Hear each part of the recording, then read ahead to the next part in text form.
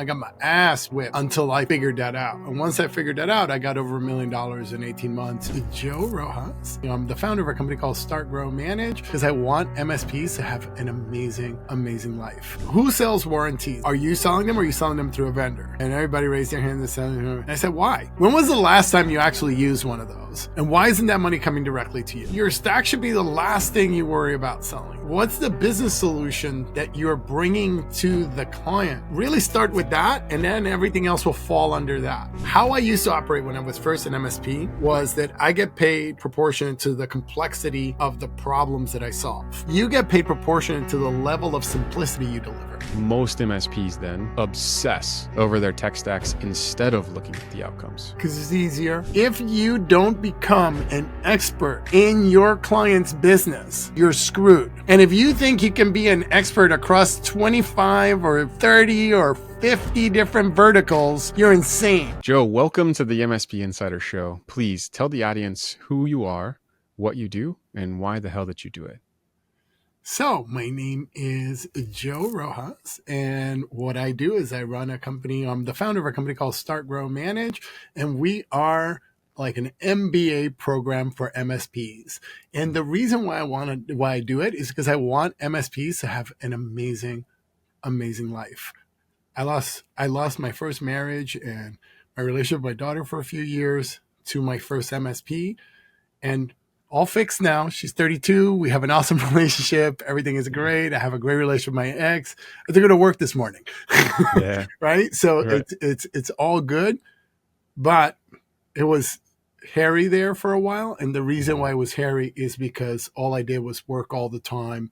And I didn't have time to actually have a family. I don't want people to have that. And that's why I do what I do. Yeah. And I'm going to love grabbing like the origin story through the end and tying that all together, because I think that ethos that you just described is so prevalent in our industry, right? Through and through. Just about everyone that's in it, certainly at the owner leadership level, probably feels a bit of a tug on the heartstring for that. So we're going to dive into all of those things, including some things that kind of rile us up a little bit. But before we get to any of it, the cadence in the show is that we actually start every episode with a question that was left behind from the previous guest. So the question that comes to you, Joe, is from Crystal Conkle at the 20. And because she's a marketer, she actually worked me over and got 2 questions inserted. So look at her. That's awesome. Both questions. I'm ready. Awesome. So the first question is, what is the biggest mistake that you have made in this business that taught you the most? Not picking a vertical. I learned the most from not picking a vertical. Like I was like committed to serving everyone, and I'm going to be the IT company that serves small business. And I got my ass whipped for a lot of years until I figured that out. And once I figured that out, I got over $1 million in 18 months and then sold it, did it again, sold it, did it again, grew to about 5 million, hung out, had a good time. Sold that company. And then I was starting again, and a friend asked me if I could help him grow. And that's how I ended up here. But yeah, the biggest mistake by far was not picking a vertical right at the onset. And a lot of people told me that, but I just didn't understand. Yeah. Isn't that an interesting thing? I've being a founder now, and like all of this is first time stuff, right? I don't know what I don't know. And I'm just learning all of the things I need to learn and becoming who I need to become to be successful in this role. And it's taught me like worldview and experience are sort of that interesting mindfuck in some ways, because you don't know what you don't know, right? And like, you just have to have the experience in order to see the world a certain way by the time you're done. And the thing I want people to really like, even if they need to rewind and hear you say as if it was a broken record, I did it in 18 months and then I exited and then I did it again.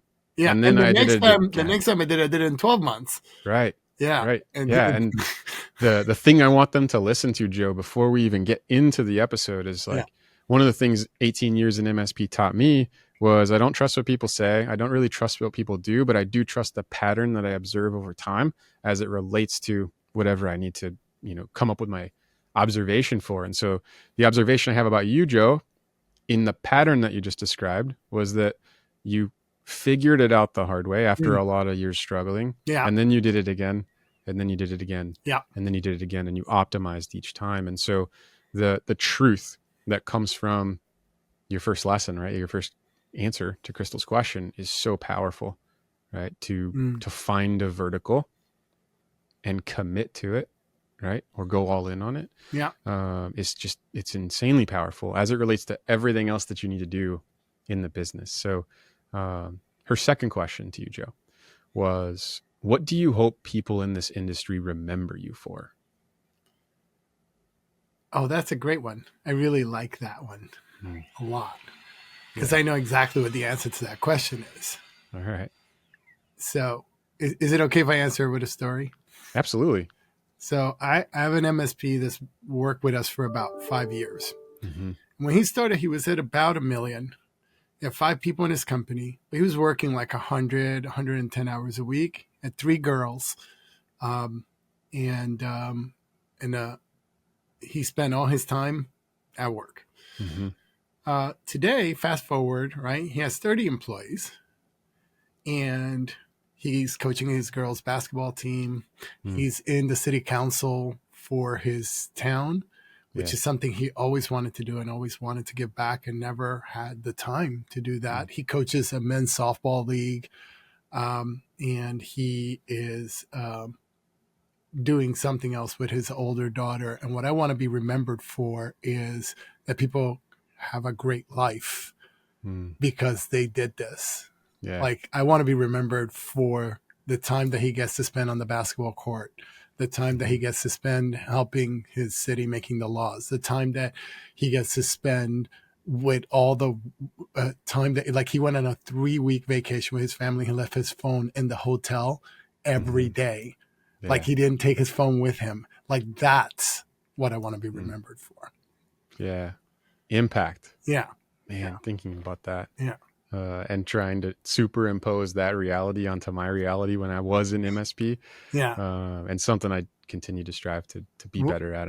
Another of my clients is taking a 3-month vacation this year. 3 months on the road, on a Harley, not answering the phone, not doing any of that stuff, just on the road, man. With his wife. The thing that I love about that too is your answers, they're so related, right? The reason those clients are able to do it is because of the way you answered the first question. They chose a vertical, they went all in, and they really cut through the noise and have built the business that allows them to do that. And the thing the context I want to lay down before we transition into the 3 areas of fury and frustration that we have is really to anchor into that. So your work in MSP business transformation is kind of the category of the label I gave it, has reframed how owners and operators really approach building a scalable business, a sustainable business. And today we're going to dive into some hard truths about the channel ultimately, and why most MSPs are really focusing on the wrong battles, in my opinion. Yeah. So before your success though, right? Before your success in building and exiting 3 different MSPs and start, manage, grow. Start, grow, manage. Start, grow, manage. Yeah. There was this turning point, right? Yes.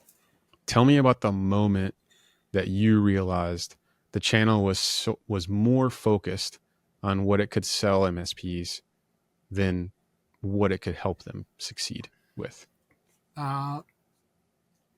So it was. That's great. So that's a great question that you asked it that way, right? Because I remember. This had to be, gee willikers. A couple of exits ago, right? Yeah, well, I'm going to say this had to be either 2003 or 2002. Okay. And it was an RMM company that shall remain nameless, but I'm pretty sure everybody can figure it out. Yeah. And they were like, you need to buy more licenses. And I'm like, I'm not using the ones that I have, but it was like, you're going to miss this great opportunity to have these licenses at this lower price. And, it's only going to cost you a little bit more than what you're paying now. And I'm like, guys, I'm freaking drowning here with the ones that I don't. And it was just like a back and forth until I finally relented and I gave in. and it was not a great move for me because it put Mm. me deeper into hole. Yeah. Right. And Right. it was long term, was it a good move? Yeah. Mm-hmm. After about 10 months of suffering, sure. Sure. Yeah. Right. Yeah. But it took about 10 months for it to come to fruition. And during those 10 months, I really hurt a lot. And Yeah. it wasn't about me. It was about meeting whatever quota that was that had to be met. And, it took me a long time, even way past that, to really understand that. Like I just, I was just like, oh, I'm going to help these guys out and they're going to help me out later. But the later kind of never really, I helped myself out later and I got more clients so that I could use up those licenses and do all that stuff. But that was all me. Right. And so there was not that transition in the middle. So does that answer your question? Yeah. I like that illustration because, I could feel my PTSD and trauma getting stirred up a bit too from those days. Yeah. How did that realization change ultimately who you became as now like this business builder and mentor to the MSP space? So I just led a strategic business review course during our last summit in December, right? Yeah. And I was, and I'm going to try and stay vendor neutral. Sure. I'm not going to talk about vendor names, but I said, listen, who sells warranties? And, everybody raised their hands, right? And I said, okay, are you selling them or are you selling them through a vendor? And everybody raised their hands and I said, why? When was the last time you actually used one of those? And why isn't that money coming directly to you? What if you sold them directly, right? And you made all the money for the thing. And then if you've got to buy a computer, you buy a computer. It's going to happen every once in a while. It's going to break. It's going to be something wrong with it. It's going to. So to go back to your question was, how did it change the way I am today? The way I am today, I'm looking at the business and seeing which vendor do I actually need to produce a result. Yeah. And which vendor is trying to get my money. Yeah. And right. It goes back to the earlier point really about like worldview and experience. Yeah. Right. You can see the world through a completely different lens and approach it that way.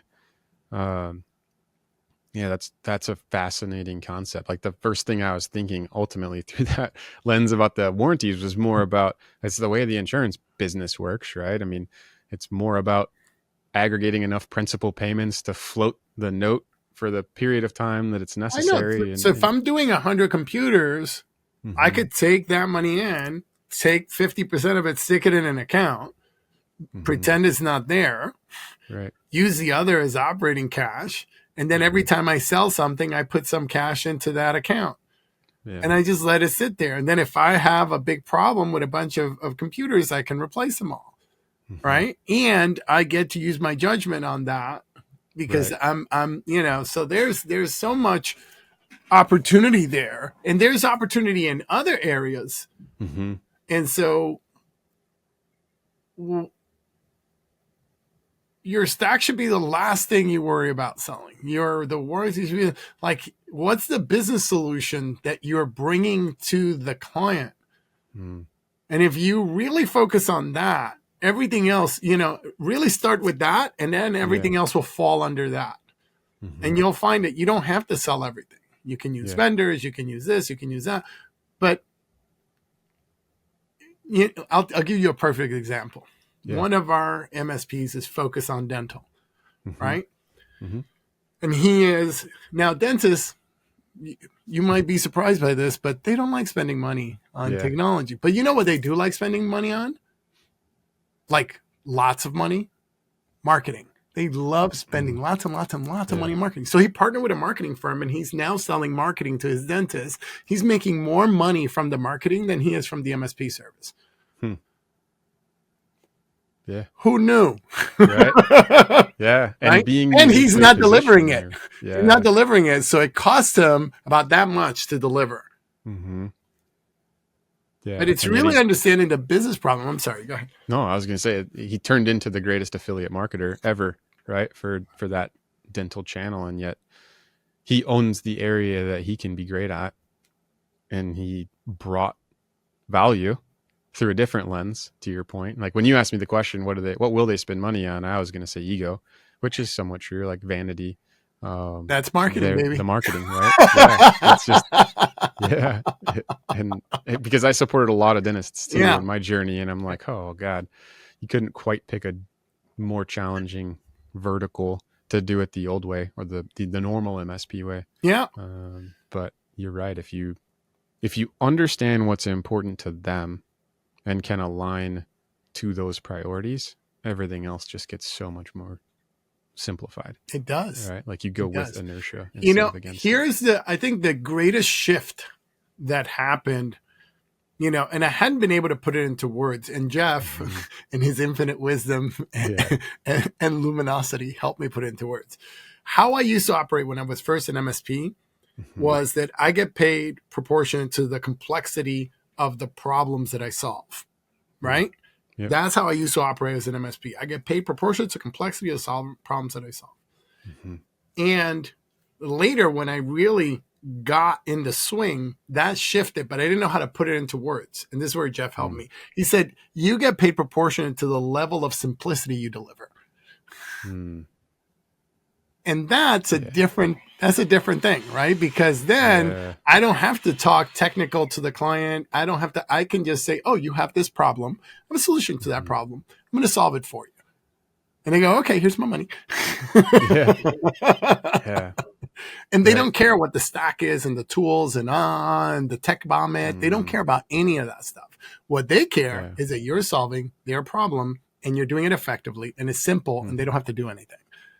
And that is magical, because it's really hard to do that when you're trying to do it across 25 verticals. But when you're doing it for one, you become a master because you understand the problems sometimes better than they do. Yeah, which brings me to a great point that really helped me figure out how to crack the code in the marketing journey when I was responsible for doing it at MSPs too. When I was going down my like marketing discovery path, one of the people that I had followed, and I don't remember who it was to attribute them to them. So it wasn't my original thought, but this was the thought. When you can articulate someone else's problem better than they can, they subconsciously and automatically attribute you with the solution. Yeah. Right. Which basically says, if you can define and articulate, right, if you can speak their problem better than they can, put it into words, then they're 100%. pretty much going to say, shut up and take my money. That is exactly what they're going to say. Yeah. And then from there, to your point, it really just gets easy. What would you say the core like framework is that makes your approach so different from what everyone else is doing or trying to do? We start with the product. Simple. Yeah. Yeah. Right. Yeah, so if you start with the product, like, so what's the problem that I'm trying to solve for the client? Right. And often we can't start with that with an MSP, because sometimes we'll get a new MSP and they have to deal with a bunch of things that are happening. So we have to work on operational efficiency and that stuff. But the differentiator, the thing that you're talking about, is once I deal with all the operational efficiency stuff and all that stuff is straight, and now I can like run, right? Then I say, okay, well, what's the problem that I'm going to solve for somebody, and how do I solve that problem? Yeah. And then when I'm working there, right? Yep. It's really great, because that's going to give me my marketing conversation, right? It's going to give me my awareness steps, but it's also going to give me my sales conversation. It's going to tell me we use a methodology called PASTA: problem, accentuate, solution, transformation, amazing offer, right? So it's going to give me the PASTA conversation. It's going to give me what's the stack that I should use, because I'm solving a specific problem. And if I'm working in the HIPAA framework, then I don't need CMMC. I don't need this other tool. I don't need that one. I only need the tools that apply to my framework. Right. So I save money, right? And I gain operational efficiency because I have to train people on less things. So I think what makes us different is that we start from the product and then we work our way all the way around. What are all the things I need to do? I need to do?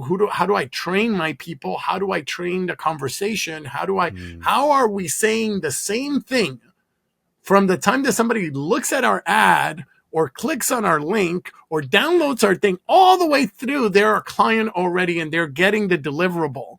Yeah. And the conversation is always consistent and useful, and it always stays the same. And that's really the piece right there. Yeah. How do I do that effectively? Yeah, it's magic in the end, right? When tied together, like it seems like magic to be able to say that you can do those things, but when it is there and all of those things are aligned,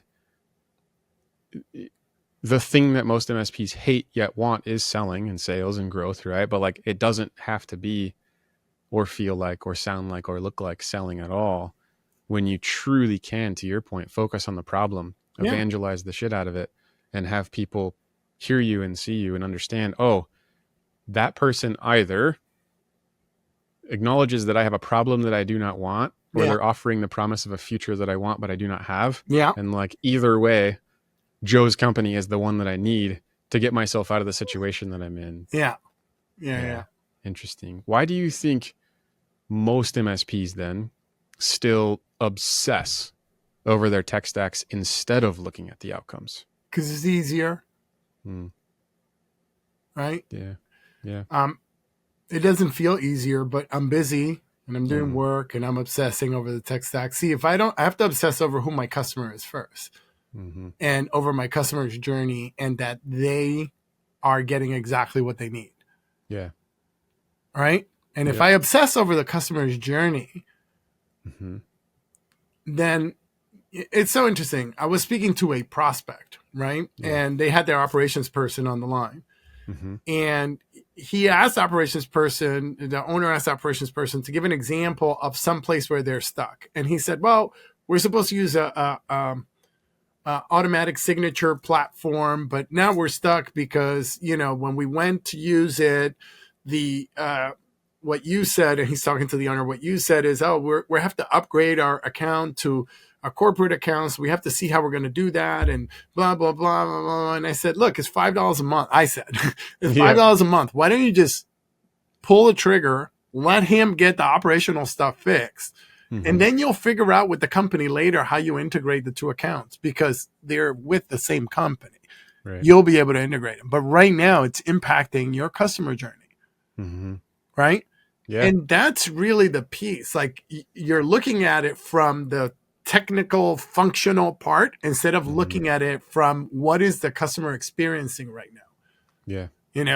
And that brings me, I did work with architects in one of my MSPs. That's all I did. Right. So all I did was architects, and we had a server go down, and I had one of the most brilliant server techs. Like this guy was amazing. Right.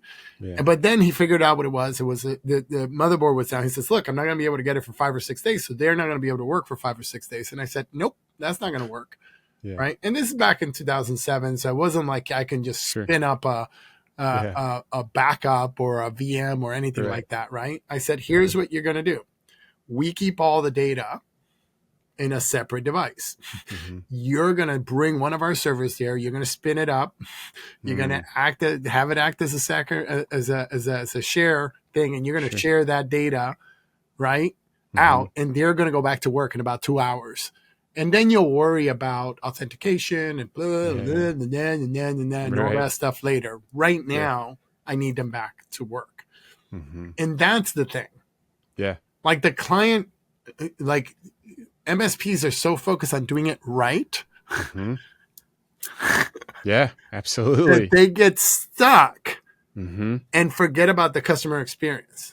Yeah. The architects could care less whether their server was authenticating or not authenticating. Can I get to my data? Can I work? Yeah. Yeah, it's so true. I learned that lesson the hard way too, because I was your server technician, aware of the business implications, but where I failed was the client's perception while they were down and the communication, which I didn't own.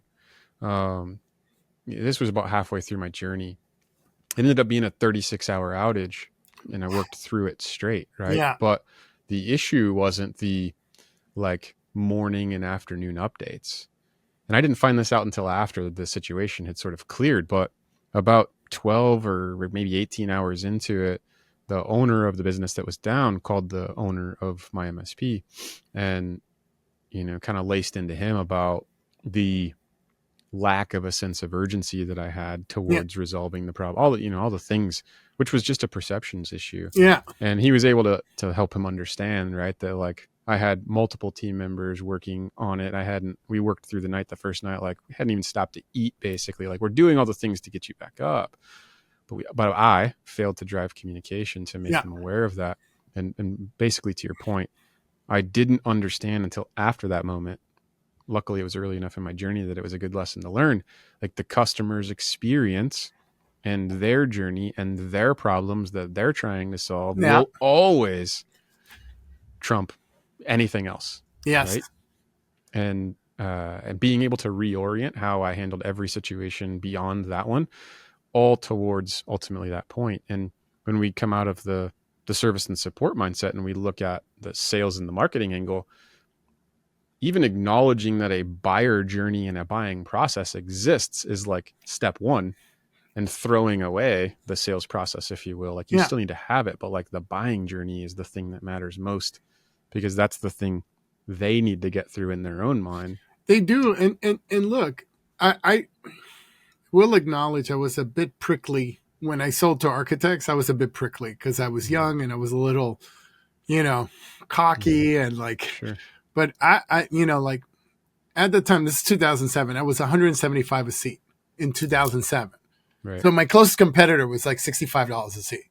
Right. And we're talking about high end $65. We had guys in the market selling at $25 a seat. Right. And I was $175 a seat. And I remember I would walk in and I would have in 200 font on the front page cover of their proposal, the price. Right. And I'd slide it across the table. I said, that's the price. If you don't like that, we likely can't work together. If you're okay with having a conversation after that, I'll stay. And that was like a really why do you do it like that? And I did it like that because I got tired. I would sit down and they would be talking to me and paging through the proposal and looking down, trying to get to the last page to see what the price was. So I just got rid of that barrier right up front. Right. Yeah. And I said, look, that's what it is. Now, I only work with architects and I'm going to be able to solve all your problems and help you deliver projects on time, on budget, and more efficiently. If you're interested in that, we can have a conversation. If not, I can leave. And then they would say, okay, well, let's have a conversation. Then after I got not so nasty, I was able to say those things in a much nicer way. But I didn't start with the whole I'm in your face kind of deal, right? But I was able to talk about you're likely experiencing problems like this. And they would go, yeah. And I would go, yeah. Well, this is what that leads to. And they go, well, that's what's happening right now. Yeah. Right. And now I'm on their side of the table. I'm no longer on my side of the table trying to sell them something. I'm on their side of the table examining a problem. And then I would say something like, the solution to your problem is this. Not like I do it, but like, here's the solution. If you do these things, it will work out. Yeah. I mean, our clients that do this, I talk about transformation, right? This is what they see. These are the results that they're getting. As a matter of fact, I have a couple of recommendation letters because back in 2007, a couple of recommendation letters that I brought with me right here. You want to look at them, right? And I had some big architects. So when they looked at them, they're like, ooh, this is like, good enough for them, good enough for me. Right. And then I would go, and here's my offer, right? So here's my offer. This is what I'll do. And you don't have to decide right now. I'm going to leave you this list of 20 questions. Anybody else that is applying for this, that's an MSP, while they're here, ask them these questions or ask to call their office and ask these questions. If they can't answer these questions, they can't help you. Right. Right. And then I had all these complex AutoCAD questions and the people in my help desk could answer them. I could answer them. So it was, and that's really it. Right. And so when you get that specialized and that down to the nuts and bolts, then you can charge whatever you want. You command price. If not, you're competing with everybody else on tools. So I know that was a long answer to say, why do you think they obsess about the tools? Well, they obsess about the tools because that's something that's in their control. But that's the wrong thing to obsess about. You want to obsess about the customer experience. That's what you want to obsess about. If you obsess about the customer experience, then the tools will sort themselves out. How did you come to be the version of Joe Rojas who could sit in a room and know that was the kind of conversation you needed to have with the architect across the table in such a way that your price is in 200 bold font on the front page, right? Like there's several things that I picked up on in how you explained it, and maybe I'll drop the context clues later, but I just want to stop with that question first. Like, you probably didn't wake up and like jump into your business. Nope. Facilitating those kinds of conversations. Like I didn't pushed you towards knowing that was the conversation that needed to be had. Well, it happened before architects. It happened when I was doing personal injury lawyers, right? Okay. So before I was doing personal injury lawyers, I was agnostic. And when I was agnostic, the thing that was for sure is that I was broke. Yeah. Right. I had 2 technicians working for me. I paid them all my money and I made no money. Right. And the rest went to rent and overhead and all that stuff. And I pretty much took, a couple $1,000, but it wasn't nothing. It wasn't anything that I could be like, hey, I'm making money. Yeah. And then a friend of mine who was like a Harvard guy said, look, your problem is that you're not niche, and if you don't niche, you're not going to be able to figure this out. So I started doing some research into what being niche was. I had some conversations with him, and he said, he said, look, there's 2 ways to niche. You either niche with the client that you love the most and they pay you well and they do everything you say, or you niche with the client that has given you the most trouble and you've had the most difficulty because you know their systems better than anybody because you've had to learn stuff that you would have otherwise not learned. And I was like, oh yeah, that's personal injury lawyers. Yeah. Right? Yeah. So then I decided to narrow to personal injury lawyers, but just not any personal injury lawyers that use Saga in New York, which is Saga. The software was only available in New York because it plugged into the New York court system and it pulled data out of the court system and it went on. But everybody had a hell of a time working it because it was in Clipper. I don't know if you're not old enough to even know what Clipper is, but Clipper is pre-DOS. Okay. Right. Yeah. All right. Yeah. That's MS-DOS, right? Yep. So it is not really pre-MS-DOS, but it's a contemporary of MS-DOS. Same enough. Yeah. Same time, and it was like a text-based database software that So, but I learned how to set up those servers and make them work well and do all this stuff and And then I got onto this listserv of personal injury lawyers that had this problem. And I didn't get onto it. One of my clients got onto it and he made an announcement. Hey, you know how I'm always complaining about Saga? Well, I found somebody that can fix the problem. And it took I think in 6 months, I got 11 referrals from him. Right. It was just like insanity. It was just like, right. And I'm growing. And what I learned is, as I was doing this stuff with them, I started charging more and more and more and more. And it didn't matter how much I said it was. They were like, I hear you can fix my problem. I don't care. Right. And so so that's really when I understood that if I could speak to the problem that the customer had, that's really all they cared about. If I could speak to the problem that they had, they were going to pay me and I was going to be able to command price. And I was charging sometimes 8, 10, 15 times more than their current MSP or their current IT guy. Because it wasn't really, it was, I ran a weird show. Because back then, when I first started in 99 and then through the early 2000s, there weren't really a whole bunch of RMMs and a whole bunch of remote access. So I use VNC with Site VPN with, I was there once. Yeah. With rsync, with like, like I had offsite backup with rsync, and I was like, it was crazy stuff. Like I did all kinds of crazy stuff back then. And I was heavy on the Linux backend side, so they didn't see the whole Linux backend, and then the whole front end was all Windows. You were monitoring it all with Nagios, probably. Yeah.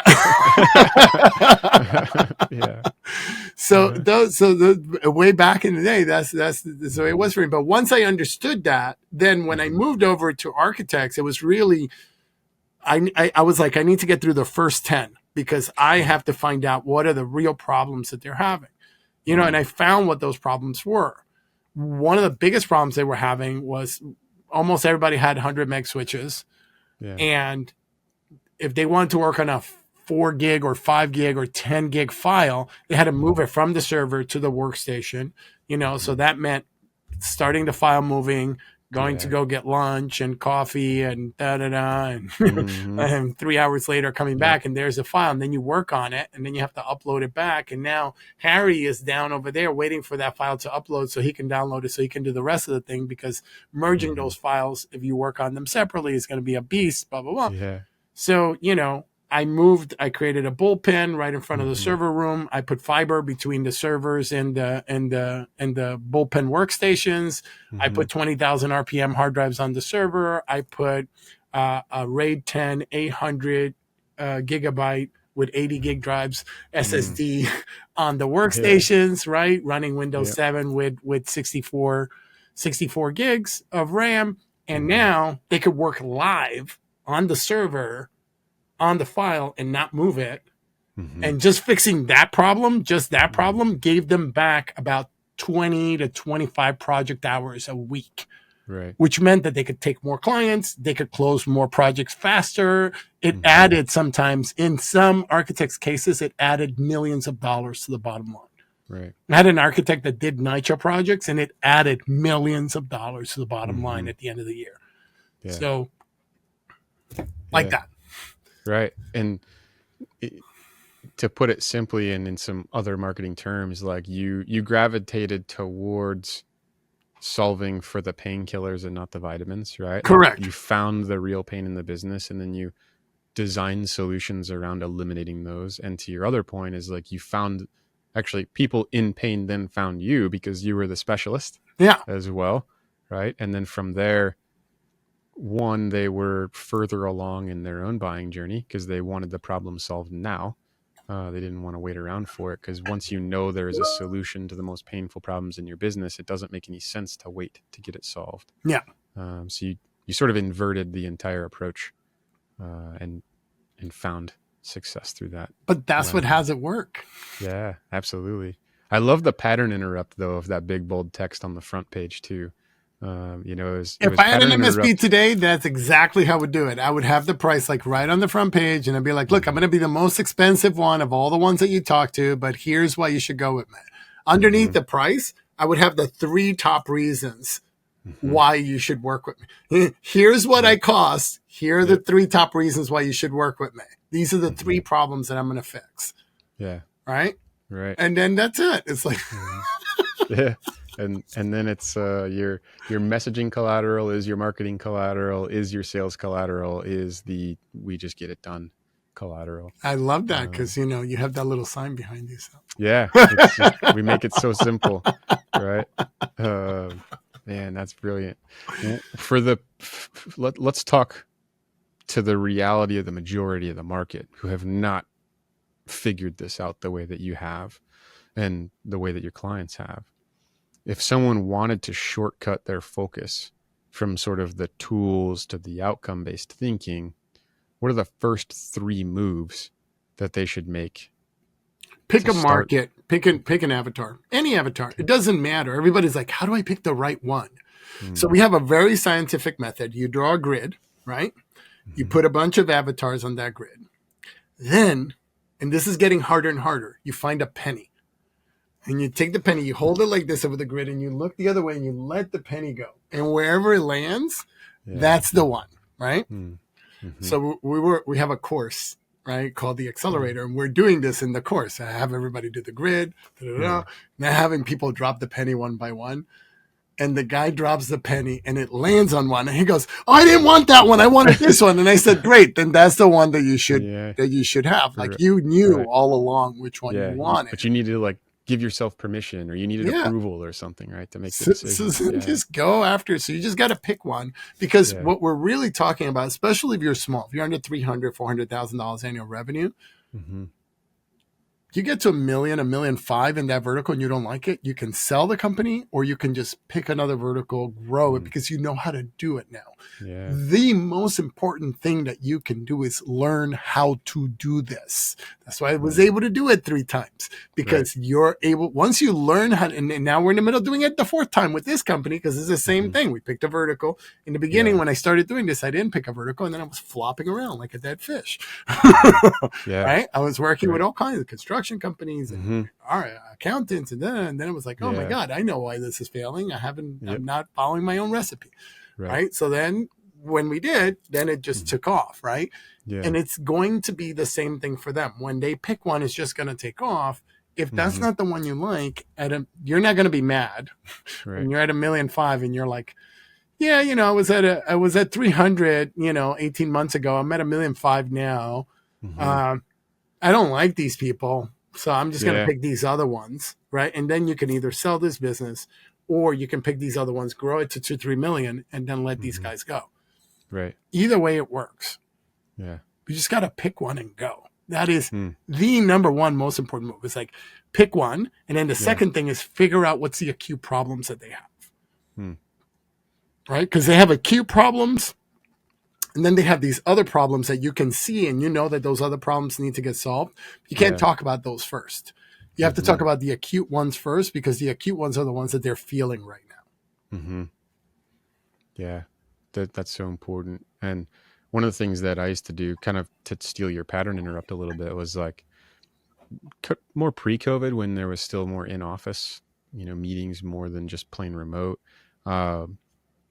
Most of the offices, most of the conference rooms would have a whiteboard, right? So I would just get up, go grab the red marker if there was one. If there wasn't, I just grab any marker.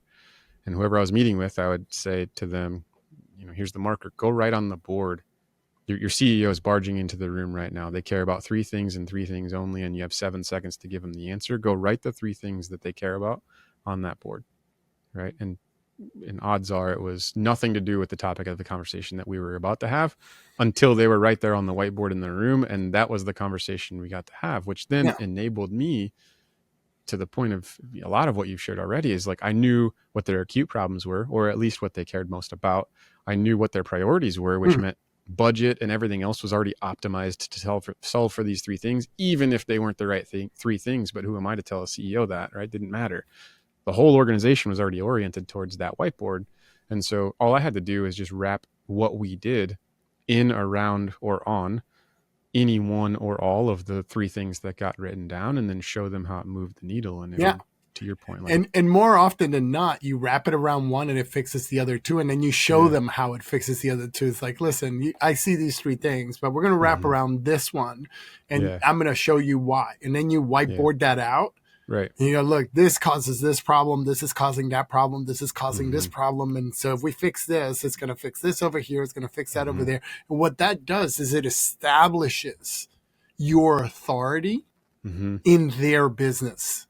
You understand something about them that they can't even see for themselves, because you're working with 20 architects and they're working with their firm. Right.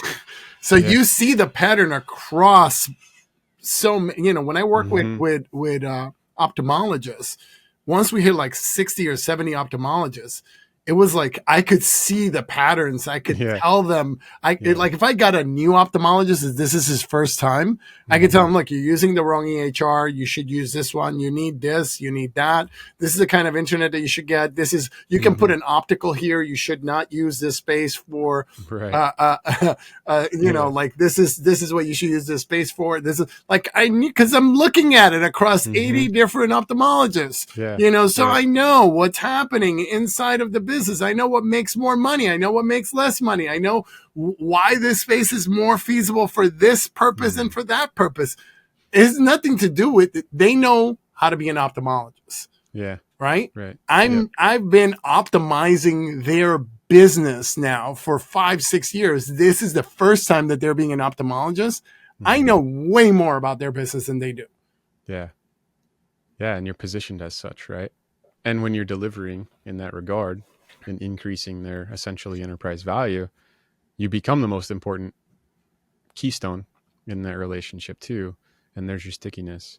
What's Yes. the biggest objection that you get from MSPs when you challenge their different way of Well, thinking? when COVID happened, the dentists all shut down. So I would have been out of business. Yeah. I say, really? How come my guy didn't go out of business? Hmm. Yeah. How Like, come I went to the dentist during COVID? well, Yeah. all his dentists shut down during COVID, my guy, but he didn't go out of business. Why not?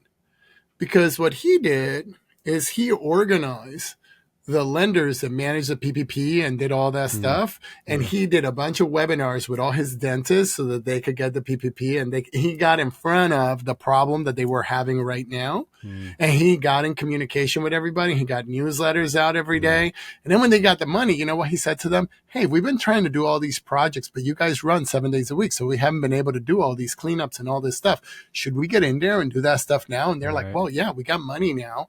So, let's go do that stuff. Right. And so he helped them with the IDLs. He helped them with the PPP. He helped them figure out what to do next during a crisis. Do you think those clients are ever leaving, ever in the history of ever?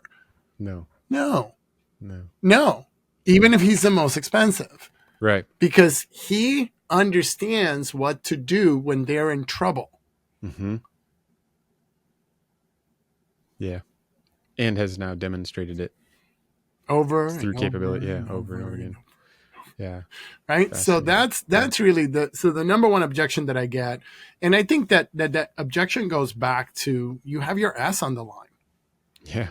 Once you pick a niche, you have to learn everything that there is to know about that niche. And in the beginning, it feels weird because you don't know everything that there is to know. Right. But you just have to muscle through, man, because what's the option? Being agnostic and not knowing anything about everybody? Yeah. Right. Yeah. I mean, the industry is littered with showing you what the other alternative is, right? And every one of them is stressed out to the way that you open the show.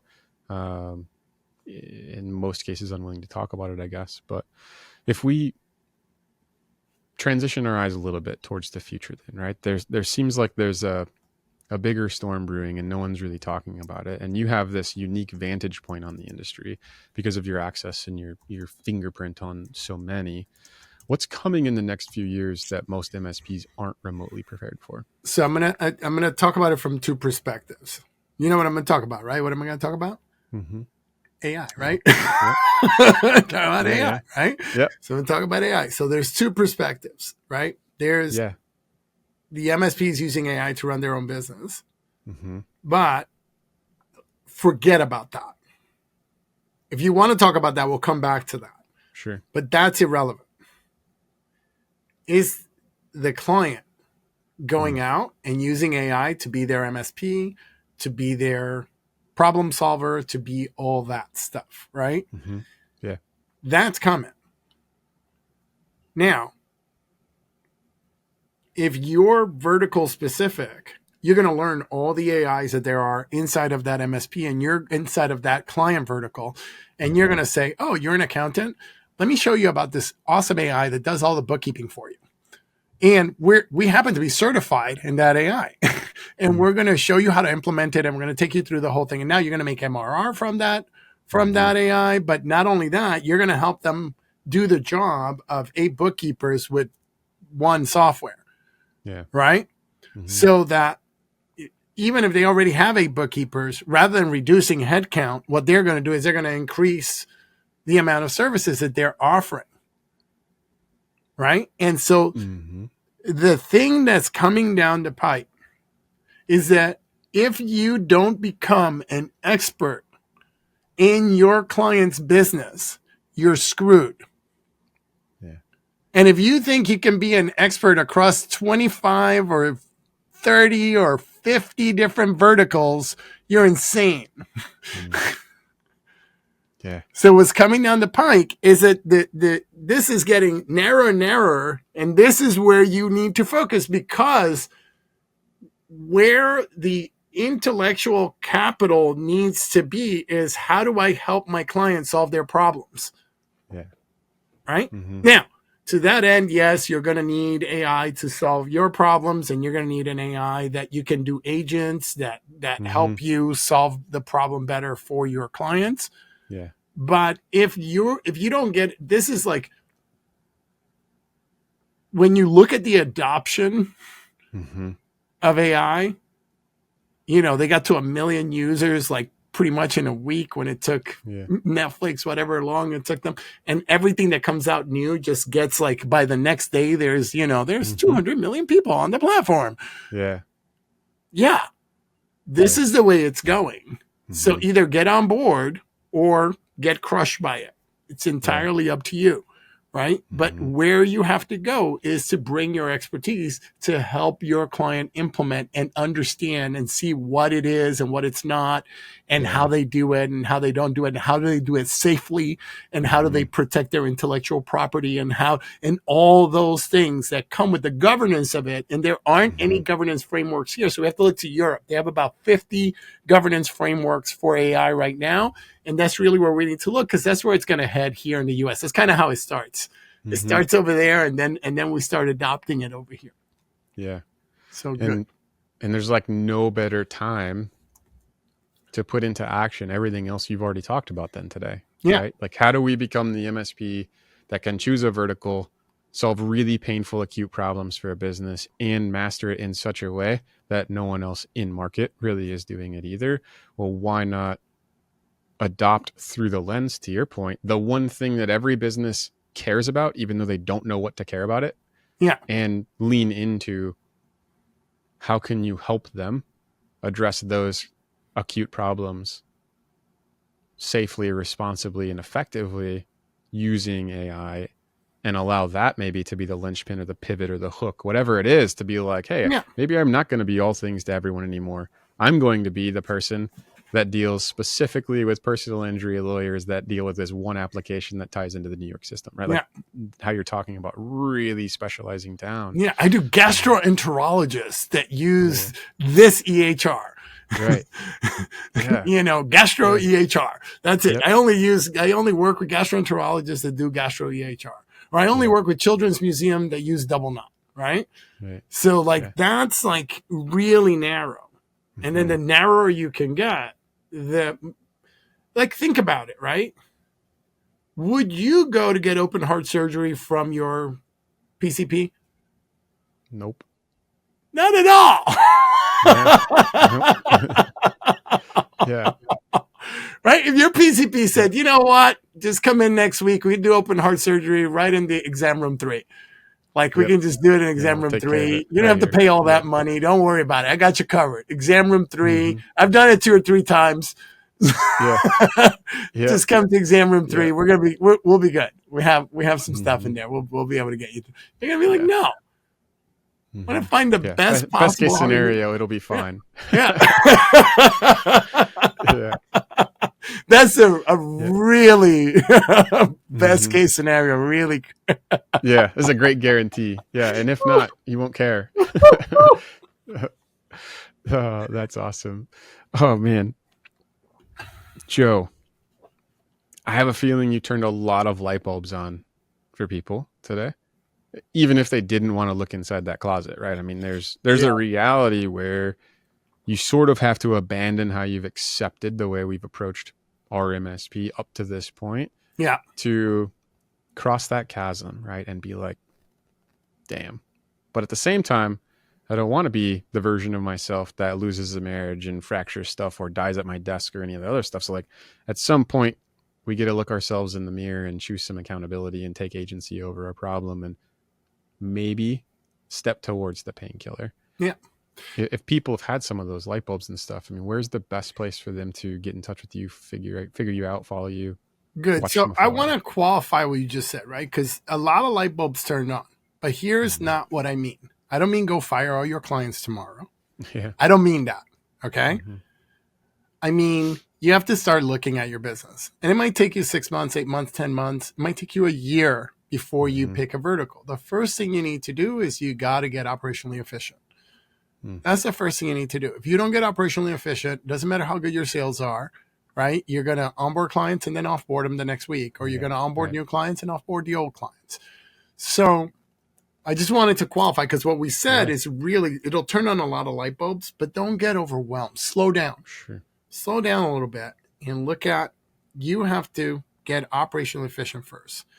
And then once you get operationally efficient, you have to go collect all the money that's sitting in your current customers right now, because your current customers have a ton of money that belongs in your pocket that you are letting them have. That money that belongs in your pocket is actually slowing that client down from getting the results that they want to get. So you actually have to help them get the results that they want to get by collecting that money. So that's the second thing. And then the third thing, if you really want to know how to do that, then you should go to startgrowmanage.com, right? And then you go to startgrowmanage.com and then you just book a demo. You click on book a demo, and that's going to take you to a place where you can have a conversation with me or Andre or Melanie. And we're going to talk to you about what are the things that you need to get done that are going to help you get to that next level. Does that make sense? Yeah, absolutely. And I love the fact that you started with operationally mature, right? Because I was the guy on both sides of that through two different teams, where saw a lot of growth, grew exponentially, and had the team that was scalably ready for it. And then a different MSP building and installing a process that did the same thing, right? Wildly successful on the sales and the growth side, then had the revolving door, and ultimately, stopping the sales engine because we had to go shore up all of the ops stuff. And it, as shitty as it might even be to say in our industry, the bar is not set very high universally. It's not set very high universally for what you have to do. And the great thing is that we have all the templates, frameworks, agreements, all the stuff is already done. Yeah. So you can just, if you come and hang out with us, we have all that stuff for you to have that you can just start to look at right away. How do I onboard? How do I offboard? How do I do continuous improvement? How do I categorize tickets? How do I? We have a framework for that. We have a course for it. We have a training that you can share with your staff. We have all these things are already there to help you produce those results and outcomes. Yeah. What is the one thing that you hope all the viewers take away and immediately implement from today's conversation? That they do the assessment of their business so that they can, because the most important thing that I want you to get is that there's a life.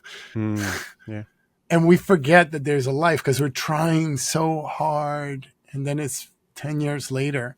And it took me 5 years to figure it out. Yeah. But I'm lucky. I meet clients now. We have a client now that when he came to us, he was a $750,000 annual revenue for 10 years in a row. That's painful. Yeah. Right? He's at 3 and change now. And it's a whole different life that he gets to live 3 years later.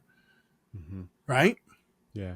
And that's really it. Is what the big takeaway that I want people to go with. And the reason why I do this is so that you can have a great life. It's the reason why all of us here in this company do this, right? Is we want to be the number one educational resource for MSPs so that they can have the best possible life that they can have. It is to power an extraordinary life. That's what we're all about. And you can have an extraordinary life. It's right there. It's right. You're touching it with your fingers already. Let's get your hands around it so that you can pull that toward you. Yeah. Fantastic. Last question for you. Your opportunity to ruin the next guest's day. What is the one question that you would leave behind for them that they must answer? See, this one I really got to think about because I never think in terms of ruining somebody's day. But well, that's all right. You don't have to take my my context or my pre-frame. We could do it this way.